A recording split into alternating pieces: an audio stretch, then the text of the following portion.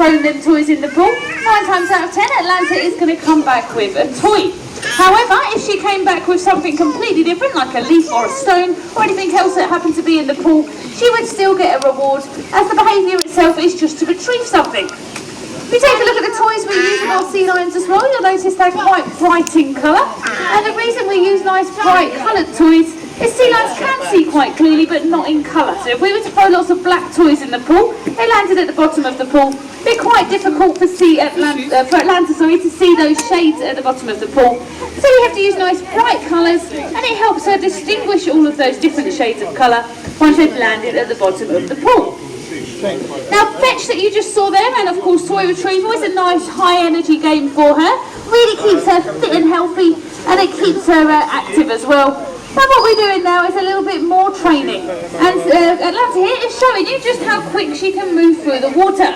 And the reason they can move so quick is for a very good reason, as in the wild, sea lions have lots of predators out there, but the main ones being a killer whale and a great white shark. Now Atlanta's not really moving very fast at the moment, is she? But in the wild, if she was being chased by a killer whale or a shark, of course she would be moving a lot quicker.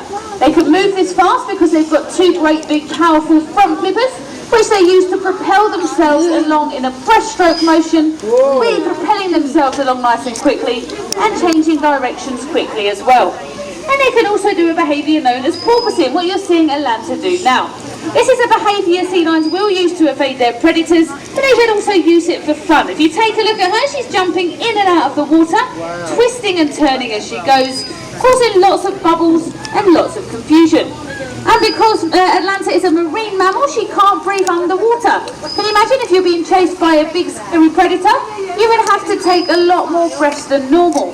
So by porpoising, every time the sea lion leaves the water, they can take that very important breath, which will enable them to swim to safety. If all this hasn't quite worked though, and that killer whale or shark is still hot on their tail, they have got one last thing they can do, and she's kind of demonstrating it a little bit for you there.